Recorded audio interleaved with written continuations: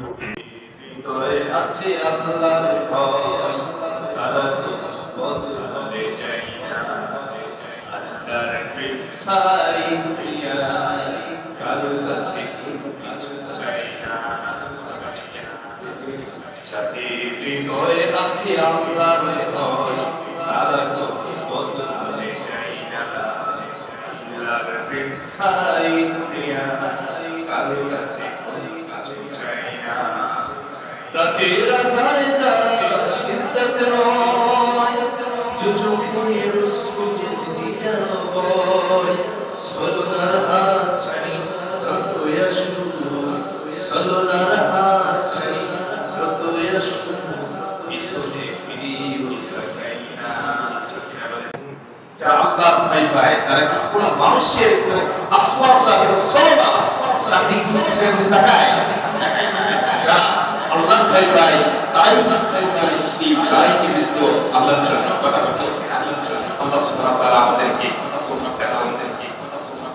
সমস্ত সুখে ব্যাপার করছে সে আল্লাহ সুবহানাহু ওয়া তাআলা, যিনি আমাদেরকে আমার দিনে সবচেয়ে পবিত্রতম স্থানে আসার বলছেন ফিতরা বলছেন। সেজন্য সেই সকলে পুরুষোচিত কণ্ঠে জোরে সোরে বলি আলহামদুলিল্লাহ। সাথে সাথে তিনি সাল্লাল্লাহু মুরসালিন খাতামুল নবিয়্যিন নবীর শানে আমরা দরুদ পেশ করি। সকলে বলি সাল্লাল্লাহু আলাইহি ওয়াসাল্লাম। আল্লাহু রাব্বুল আলামিন এই যে আমাদের এই যে মানুষ আল্লাহ সুবহানাহু ওয়া তাআলা আমাদেরকে সৃষ্টি করেছেন, মানুষ এবং জিন দুইটা জাতিকে সৃষ্টি করেছেন তার ইবাদতের জন্য। আর পৃথিবীতে হাজার হাজার কোথাও আছে 18,000 মাখলুকাত এই দুনিয়ার ভিতরে আল্লাহ সৃষ্টি করেছেন। তার ভিতরে মাত্র দুইটা মাখলুকাতকে আল্লাহ বলেছেন যে আমার ইবাদত করো। কয়টা জাতিকে বলেছেন আল্লাহ? দুইটা জাতি, একটা মানুষ জাতি আর একটা জিন জাতি। ওমা খালাকুল জিন্না ওয়াল ইনসা ইল্লা আল্লাহ সুবহানাহু ওয়া তাআলা বলেন আমি মানুষ এবং জিনকে সৃষ্টি করেছি আমার ইবাদতের জন্য। আমার জন্য সৃষ্টি করেছি তারা আমার ইবাদত করে। তার ইবাদতগুলো আমি আল্লাহ করি জিনদেরকে। কিন্তু বড় দুঃখের বিষয় আমরা মানুষরা আল্লাহর ইবাদতকে সবচেয়ে কাফের। আমরা সব মানুষ এবং জিন দুইটা জাতি আল্লাহর কাছে ইবাদতের জন্য সবচেয়ে বেশিরভাগ মানুষ কাফের। আল্লাহ সুবহানাহু ওয়া তাআলা সম্পর্কে জানে বোঝে পারে না। ইবাদের সংখ্যা তিনটা, কথা বুঝতে হবে। ইবাদের সংখ্যা কয়টা? তিনটা। এক নম্বর যে ইমান সেটা হচ্ছে আপনাকে মুখে মুখে স্বীকার করতে হবে আমি ইমান আনলাম। সুবহানাল্লাহ বলুন না, আমি ইমান আনলাম, এটা মুখে মুখে স্বীকার করা এই ইমানের প্রথম ধাপ। দ্বিতীয় ধাপ হচ্ছে আপনি অন্তরে বিশ্বাস, অন্তর থেকে আপনি বিশ্বাস করলেন। কিন্তু মুখে মুখে হাজার কিন্তু আয়রাও যদি বলে কালেমা পড়ে হাজার করে বলে তাদেরকে মুসলমান বলা যাবে। কত হিন্দুরা আছে কালেমা পড়ে বা পড়ে সারা করে তারা মুসলমান না, না তারা কিন্তু মুসলমান হতে পারে না। মুসলমান হওয়ার প্রথম শর্ত হচ্ছে স্বীকার করা, কিন্তু শর্ত হচ্ছে বিশ্বাস করা, আল্লাহর প্রতি অন্তরে কি বিশ্বাস করা। এখন আপনি মুখে মুখে স্বীকার করলে অন্তরে করলেন না, তাই কিন্তু আপনি ইমানদার হতে পারবেন না। তিন নম্বর যে অপশন সেটা হচ্ছে আপনার বাস্তবে দেখিয়ে দেওয়া জাতি মুসলমান। আমরা সচরাচর আমার নিজের ভিতরে আমরা দুইটা একটা ঠিক আছে। অনেক আছে মুখে মুখে স্বীকার করে নামাজ পড়ে কিন্তু অন্তর থেকে আল্লাহর প্রতি সেই বিশ্বাস থাকে না। এজন্য আল্লাহ সুবহানাহু ওয়া তাআলা মানুষের উদ্দীপনা সৃষ্টি করেছে। আর এর ভিতরে সবচেয়ে গুরুত্বপূর্ণ ইবাদত। আপনি ঈমান এনেছেন তার মানে কি? কথা বলেন, তার মানে কি? আপনি ঈমান এনেছেন তারপরে আপনি মুসলমান হয়ে গেছেন। ঠিক আছে বলেন, মুসলমান হওয়ার পর আপনার দ্বিতীয় নম্বর যে কাজ মুসলমান হয়েছেন, এরপরে কাজ আপনার নামাজ আদায় করা, সালাত আদায় করে নিয়ে কথা বলা ঠিক না। সালাত সম্পর্কে আমাদের বিশেষজ্ঞ সাহাবীরা বেশ কিছু বর্ণনা করেছেন। সালাত কি জিনিস?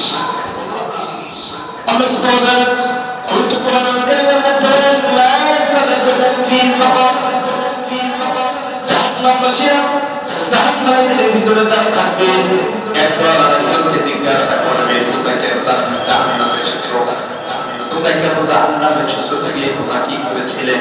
ওই ব্যক্তিগুলো বলবে তোমার জাহান্নামী ভাইরা আমরা থেকে ভিতরে আমরা নামাজ পড়ে নাই, নামাজি সালাত তারা বলতেন, সালাতকারীদের অন্তর্ভুক্ত আমরা ছিলাম না, এই জন্য আল্লাহ আজকে আমাদের জাহান্নামে দিয়েছে। এই জাহান্নামের নাম কারণে সাকার, সাকার নামে জাহান্নাম। এই জাহান্নামে যারা নামাজ পড়ে না শুধু তাদের জন্য। এই জন্য সম্মানিত হাজিরিন, আমরা যদি নামাজের সময় নামাজের কাছে শুনি আমাদের জন্য বিপদ আছে না? যদি কেউ মনে করে আমি নামাজ পড়বো না, আমি নামাজের সময় নামাজ পড়বো না, আমার দুনিয়াটা আমার তো ভালোই হচ্ছে। আল্লাহ রাব্বুল আলামিন বলেছেন, অনেকে বলে আমি নামাজ না পড়বো আমি ইমাম না, আছে না? অনেকে বলে নামাজ পড়লে আমি ইমাম না, আমি নামাজ পড়লে আমি ইমাম না। অথচ আমি মুসলিম বললেন না, নামাজ হচ্ছে একটা মুসলমান এবং কাফেরের উপর আত্মহত্যাকারী, ঠিক কিনা বলেন? আল্লাহ সুবহানাহু ওয়া তাআলা رب اجعلني مقيم الصلاة ومن ذريتي সূরা ইব্রাহিম এর হে আমার রব, হে আমার রব, আমাকে সালাত আদায়কারী এর সাথে এবং আমার বংশধরদের মধ্যে থেকেও আমাকে সালাতের ভিতরে আমাকে অন্তর্ভুক্ত করে দাও। সুবহানাল্লাহ। আমাদের বংশধর মধ্যে আমাদের প্রতি আমরা যে কোরআন শরীফ পাঠ করি, আমরা দুরূদ শরীফ পাঠ করি বলে না كما صليت على إبراهيم وعلى آل إبراهيم إنك حميد مجيد سبحان الله إن شرط أبي أبي بكر اللهم صل على محمد يا আমাদের এই আল্লাহ নিজে মুহাম্মদ সাল্লাল্লাহু আলাইহি ওয়াসাল্লাম দান করেছিলেন এবং তার আগে ইব্রাহিম আলাইহিস সালামের বংশধরদের মধ্যে দান করেছিলেন, সেই কথা অবশ্যই দান করেছিলেন। এখন আমরা আছি আল্লাহ আমাদের উপরে সেই রহমত এবং সেই বরকত আমাদেরকে দান করেন। এই জন্য দুরূদ শরীফ দুরূদ ইব্রাহিম অনেকে এটাকে আবার বলে দুরূদ মুহাম্মদ। আমাদের প্রত্যেক দুরূদ শরীফ আসলে এরকম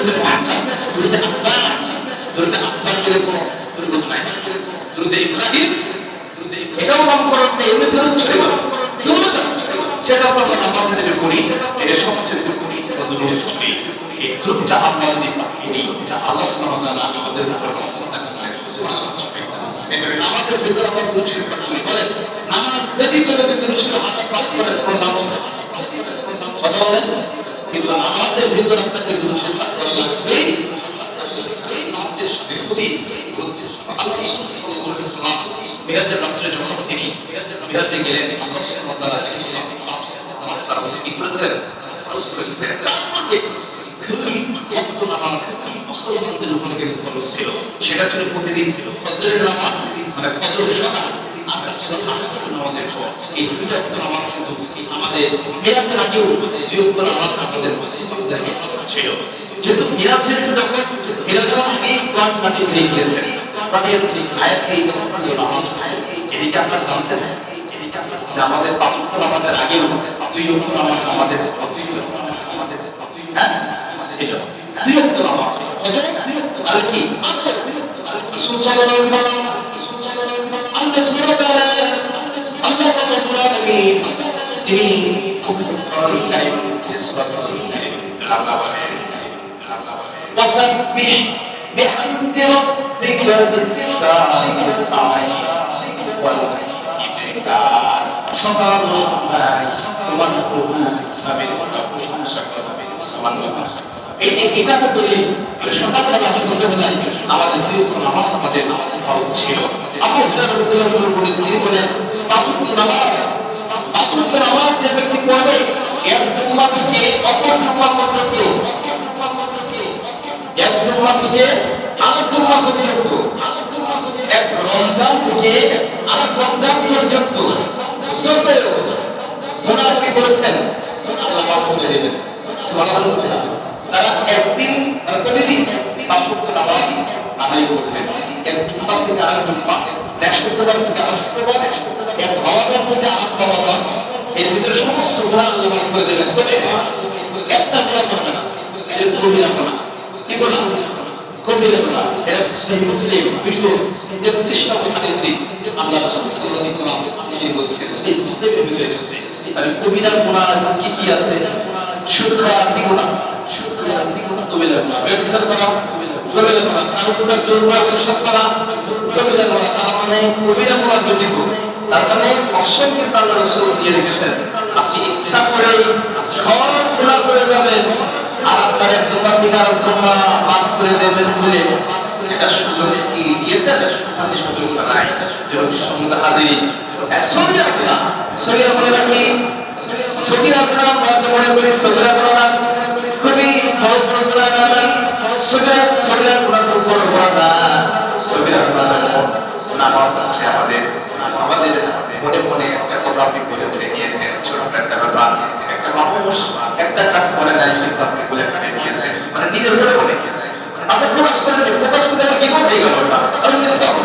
মনে করে ফেলেছেন। এই লোকটা মনে হয়, এই লোকটা মনে হয় প্রকৃতির মানুষ, কারোর সাথে পাবলিসিটি আপনি করেন না, নিজের কাছ থেকে এই লিখে দিয়েছেন। এই যে সামর্থ্যটা মানুষের নামে মানুষের মনে আছে, আর কি ধরনের কিন্তু কোন কালের বড় লোকের কানে দিদার সেবিরা থাকে না, সেটি বিরা হয়ে যায়। সেটা বলে কত সুন্দর কথা আল্লাহ সুবহানাহু আমাদেরকে দিয়েছে। আমরা কি এত কথা মেনে চলতে পারি? আল্লাহ সুবহানাহু ওয়া তাআলা আমাদের জীবনে যে সফলতা, যে ব্যর্থতা চাইতে সফলতার পরিমাণটা বেশি হয়ে যায়। সন্তান হাজির, আমাদের জীবনে সফলতা এবং ব্যর্থতা সম্পর্কে যদি আমরা না জানি, আমরা কিন্তু বুঝতে পারবো না। কথা ঠিক কিনা? রাসূল সাল্লাল্লাহু আলাইহি ওয়াসাল্লাম তিনার সফলতার কথা চাইতে ব্যর্থতার কথাটা বেশি করে রাখতেন। রাসূল নিজের মাসুদ রাদিয়াল্লাহু আনহু তিনি বলেছেন, আমি নবী করিম সাল্লাল্লাহু আলাইহি ওয়াসাল্লামকে জিজ্ঞাসা করলাম, কোন আমল সবচেয়ে বেশি প্রিয়? আল্লাহ রাসূল সাল্লাল্লাহু আলাইহি ওয়াসাল্লাম প্রথমবার বললেন, সেই ব্যক্তি সেই আমলটা সবচেয়ে বেশি যে পাঁচ ওয়াক্ত নামাজ আদায় করে। সুবহানাল্লাহ বলবেন না? যে পাঁচ ওয়াক্ত নামাজ আদায় করে সে সবচেয়ে শ্রেষ্ঠ আমল সে করলো। এখন আমরা নামাজ কাজে করি, খুব ভালো ভালো কাজ করি, কিন্তু নামাজ করি না। আল্লাহ আমাদের উত্তম আমলের ভিতরে আপনি আগে অন্তর্ভুক্ত হন, তারপরে আপনি ছোট কাজ করেন। যেমন এই যে বিল্ডিং করতে যে আগে আপনি প্ল্যান করেছেন, মজবুত করেছেন, এরপরে আপনি সাইডিং দিয়েছেন, ছাদ দিয়েছেন, বা ছাদ করে মিলান লাগবে, এরপর আপনি আস্তে আস্তে সব সাজাচ্ছেন। এই মসজিদটা সম্পূর্ণ হয়নি, এখন আপনাদের মসজিদটা দেখে বেশি কাজ বাকি আছে, কিন্তু কাজ তো চলতেছে। ঠিক কিনা বলেন? এর ক্ষতি স্তম্ভ এটা আপনাকে আপনারা আল্লাহ সুবহানাহু ওয়া তাআলা তদ্রুপভাবে আমাদের জন্য অতিথি হিসেবে ব্যবহার করেছেন পাঁচ ওয়াক্ত নামাজ। কথা ঠিক না? এই যে নামাজটা আপনাকে অবশ্যই আদায় করতে হবে। দুই নম্বর কথা বললেন যে মা বাবার সাথে সৎ আচরণ করবে। পৃথিবীর অনেক মানুষ আছে মা বাবার সাথে সৎ আচরণ করে না, শ্বশুর শাশুড়ির সাথে খুবই সৎ আচরণ করে এবং খুব ভদ্রতার সাথে কথা বলে। যদি একটা কথা বলি আমার শাশুড়িতে একটু আপনার সন্তুষ্ট হয়ে যায়, এটা বার্তা সেটা ভাবে নিজের বার্তার ক্ষেত্রে অপরিচিত ভাষায় বিভিন্ন ভাষায় কথা বলে, এই চিন্তাটা বিবেকে একটা জাগ্রত হয় না। তার জন্য আল্লাহ রাসূল বললেন যে ওই ব্যক্তি ওই শ্রেষ্ঠ আমলের ভিতর লাভ করে না। কথা ঠিক কিনা? প্রশ্ন করলেন দ্বিতীয়বার যে দ্বিতীয় আমল করতে হবে, তখন রাসূল বললেন পিতা মাতার সাথে সদাচরণ করা। পিতা মাতাকে আমি সস্তা মনে করি, ঠিক কিনা বলেন? সস্তা তারা আমরা মেসেজে আমরা পেয়ে যাই, মানুষের কাছে ভদ্রতা চাইতে এই জিনিসটা পাই না, আমরা দিই না। আমরা মূল্য দিতে জানি না। এমনি ফিরি আমাদের মতো হুজুররা যদি ফিরি যদি আমরা মসজিদে ইমামতি করে যাই, এর কোনো মূল্য দিতে থাকবে না। ঠিক কিনা বলেন? শুধু আমাদের কোনো দিলাম না, ওইটা আমাদের প্রফেসর সাহেব যদি শিক্ষকতা করে ফিরি কোনো মূল্যতা থাকবে না। ছাত্ররা দেবে না, এলাকার মানুষদের শুরু করে কোনো সম্মান দেবে না। তার মানে পিতা মাতার কাছে সন্তানরা আপনার মূল্য পায়, এই জন্য মানুষ সদাচরণ করে না। দুই নম্বরের সন্তান যদি তার স্ত্রীর কথা বলতো বা স্ত্রীর আত্মীয় স্বজন শ্বশুর শাশুড়ি বা শালিকাদের মাধ্যমে যদি প্রতারিত হয়, প্রতারণায় যদি পিতামাতার সাথে প্ররোচিত হয়ে যদি সারাচরণ করে, এই জন্য আল্লাহ রাসূল বলতেন দ্বিতীয়তম কাজ হচ্ছে পিতা মাতার সাথে সদাচরণ করা। কারণ মানুষ এই কাজটা সাধারণত করতে চায় না, সামান্য হয়ে গেলে সেই মানুষটা পেতে পিতা মাতার প্রতি বিদ্বেষ কথা ঠিক কেনা। কিন্তু সন্তান যারা এই পৃথিবীতে পিতা মাতা তার সন্তানের জন্য নিঃস্বার্থ চিন্তা করে, সন্তানের ভবিষ্যতের চিন্তা করে পিতা মাতা, এইগুলো আল্লাহ রাসূল সাল্লাল্লাহু আলাইহি ওয়াসাল্লামের শিক্ষা আমাদেরকে দিলেন। এখন আপনারা যদি এই কাজটা না করি, এটা সমাজে উত্তম কাজ, এটা যদি আমরা না করি, এর জন্য আল্লাহ সুবহানাহু ওয়া তাআলা আমাদের জন্য জাহান্নাম বরাদ্দ রাখবে কি রাখবে না? আমাদের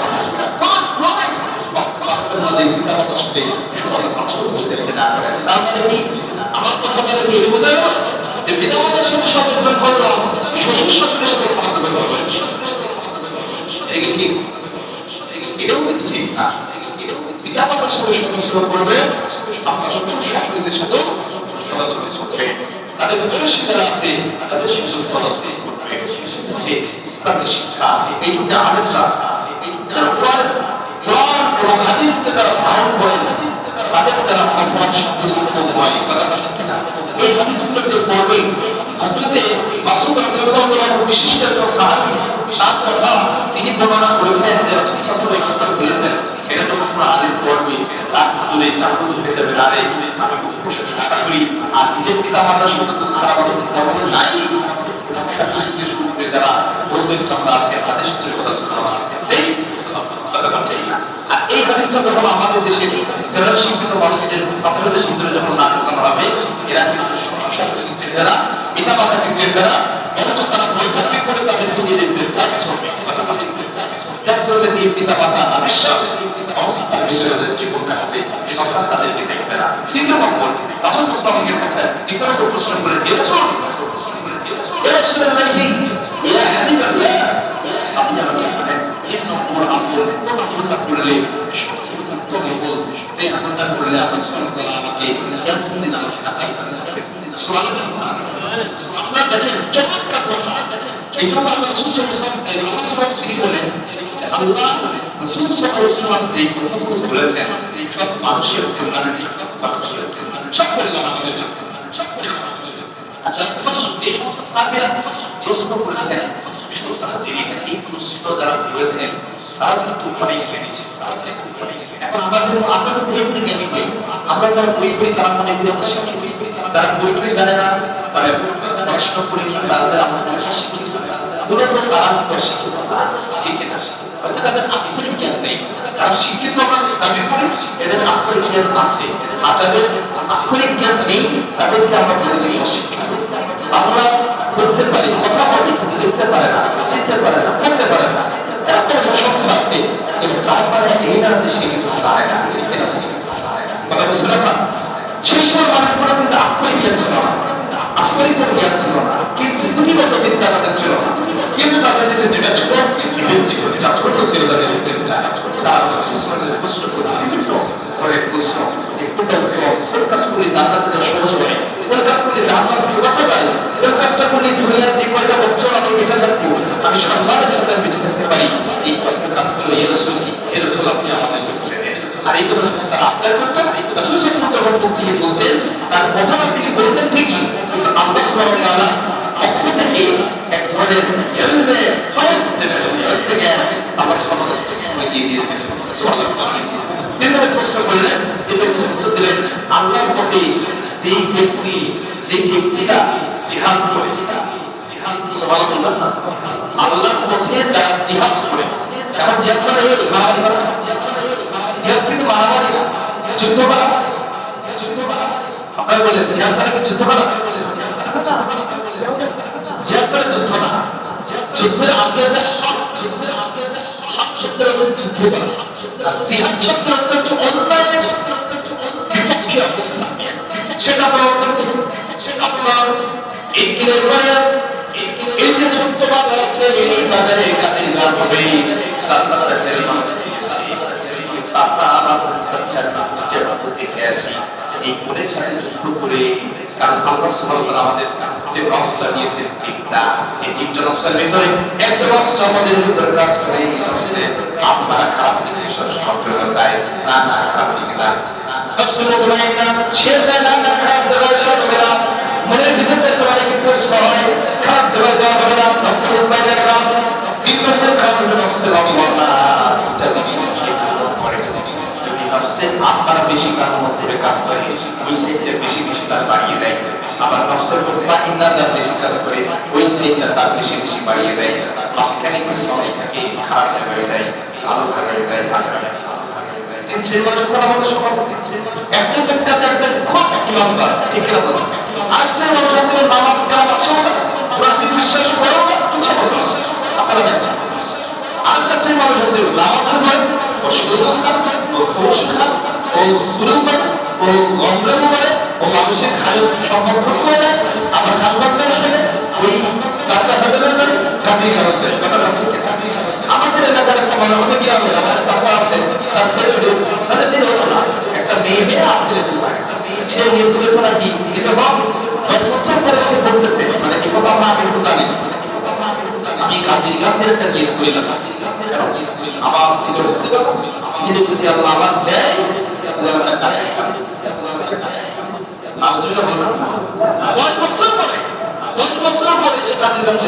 আমি তো মনে মসজিদে ইমাম, আমি এবার আমার মসজিদে নিয়ে গেলাম, আপনার ছেলে দিয়েছে আল্লাহ, আপনি কেন কাজের কাম করবেন, আপনি ওখানে মসজিদের ইমামত করেন, মসজিদে করেন, আপনি অন্য কোথাও কাজ করতে নেন, মসজিদে করেন, কিছু মানুষকে খাওয়াই দেন, আমি ঋণী হয়ে যাবো গাজীর কাছে, গাজীর কাছে চম্পাবতী তার কাছে আমি ঋণী হয়ে যাবো, সে কাজী মানেরা বলে যে কাজী কাজ চম্পাবতী একটা ইসলাম এইটা, কিন্তু কাজীদের সেটা বলা হয়নি, কাজী শব্দের অর্থ হচ্ছে জাতিবীর, যারা যুদ্ধের ময়দান থেকে কাফের এবং মুসলমানদের যুদ্ধ হয়, এই যুদ্ধ থেকে তারা জীবিত ফেরত আসে, তাদেরকে ইসলামের ভাষায় বলে তাদের কাজী বা নেতা,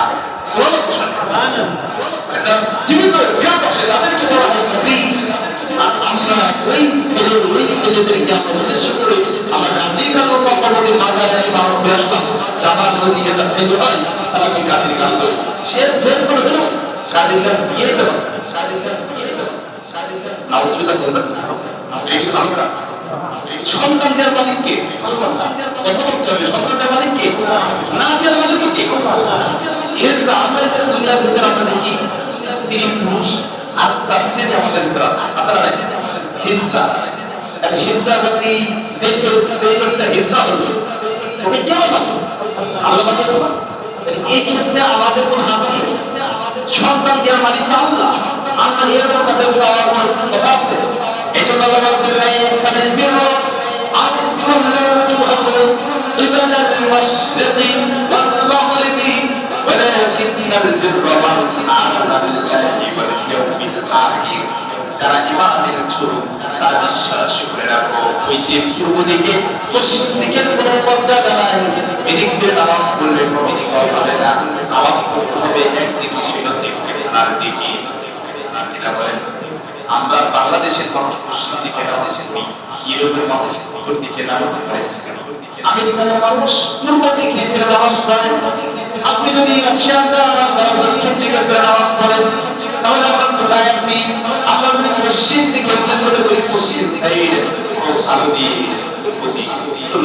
খারাপ দিক, না না, আমাদের এখান থেকে পশ্চিমের কোনটা হিন্দুদের ক্ষেত্রে আমাদের এখান থেকে কাবাবার পশ্চিমে তাই উত্তর পশ্চিম দক্ষিণের কোনো মর্যাদা নাই, কি উপর কি নিচে কোনো মর্যাদা নাই, আমরা জানি না। কোরআনের কথা সূরা বাকারা থেকে আল্লাহ বলেছেন আন তুওয়াল্লু ওজুহাকুম কিবালাল মাশরিকি ওয়াল মাগরিবি, কোন সাইডের কোনো মর্যাদা আমি দেই নাই, দিয়েছি তোমরা কাবার ঘরের দিকে, কাবার ঘরের দিকে আমাদের নামাজ পড়তে হবে।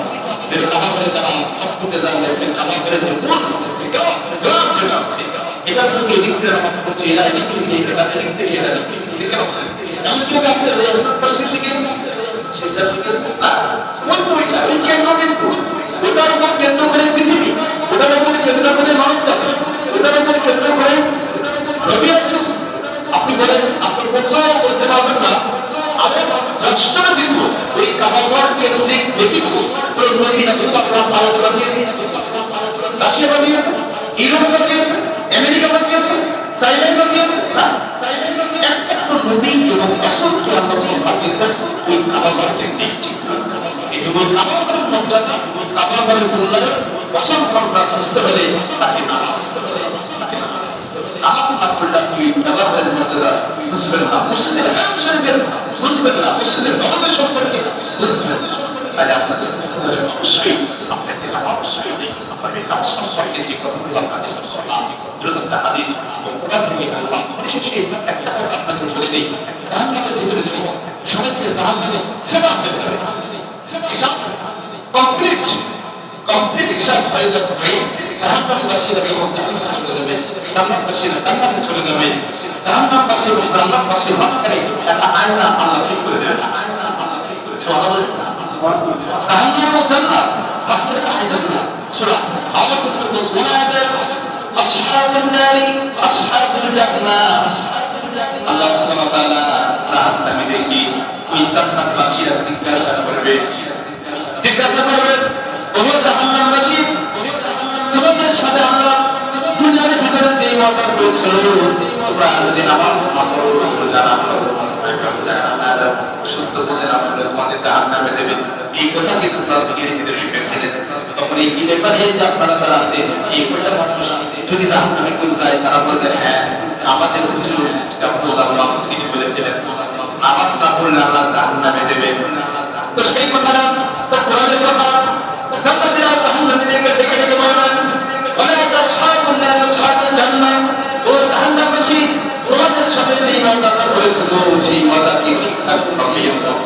জাহান্নামীরা তো খুব কষ্টের সাথে লজ্জাশীল অবস্থায় বলবে হ্যাঁ আমরা পেয়েছি, আবার আল্লাহ আমাদের আল্লাহ তোমরা সন্তান পেয়েছো, আমরাও কিন্তু আমরা নামাজ পড়ে নাই, নামাজের প্রতি কাফের ছিলাম, আমরা তো আমার হুকুম ঠিক মতো মেনে চলে নাই, এই জন্য আল্লাহ যে ওয়াদা করেছিল সেই ওয়াদাটা আপনাকে 100% আপনাকে পেয়ে গিয়েছি।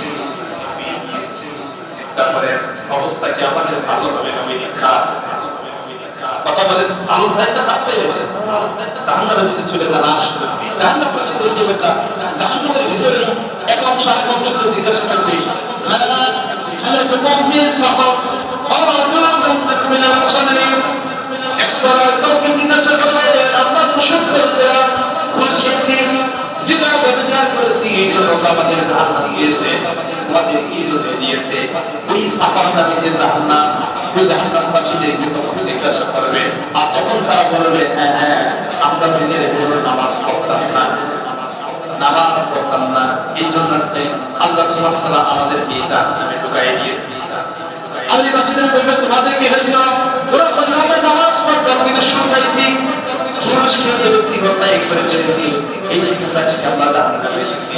কিন্তু তারা বলবে আমি যত অপরাধ করে না তোমরা নামাজ পড়ে দেয়, তারপরে যারা শুধু নামাজ পড়ে না তাদের আলাদা জাহান্নাম, আর যারা নামাজ পড়ে অন্যায় করে তাদের জন্য আলাদা জাহান্নাম। এদেরকে কিন্তু সুযোগ আছে এই জাহান্নাম থেকে বেঁচে জান্নাতে যাওয়া আছে।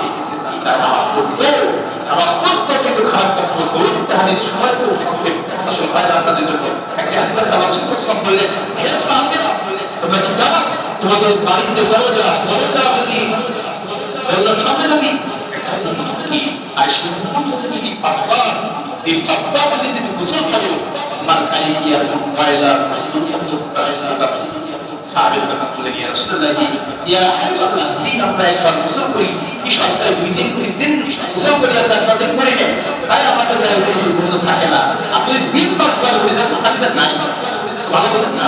রাসূল বললেন নামাজটা ঠিক তেমন ইবাদত নামাজ আমি তোমাদের জন্য আল্লাহর কাছে এসেছি দ্রুতভাবে অতএব তোমরা আজ থেকে পাঁচ ওয়াক্ত নামাজকে পরিচয় করে পবিত্র একদম পরিষ্কার পরিচ্ছন্ন থাকবা, এই অবস্থা যদি তুমি পারা যায় নিশ্চিত জান্নাতে চলে যাবা। তখন সাহাবী জিজ্ঞাসা করছে রাসূলুল্লাহ ইয়া হাবিবাল্লাহ যদি নামাজ ব্যতীত অন্য মানুষের লিপ্ত হয়ে যায় আমার বলে নামাজ যদি কেউ সয়লাভ করে, নামাজ যদি কেউ নামাজের মধ্যে এত গুরুত্ব আর কোনো কিছুকে দেওয়া হয় নাই, যদি তার নামাজ যদি সঠিক হয়ে যায় সে যে বড় বড় পাপ করেও ফেলে এই পাপের সাজা সে পেয়ে একটা সময় সে জান্নাতে যাবে। আমরা যারা পাঁচ ওয়াক্ত নামাজ পড়ি আশা না আসে, প্রত্যেকে 5 ওয়াক্ত নামাজ পড়তে ফিট করে না।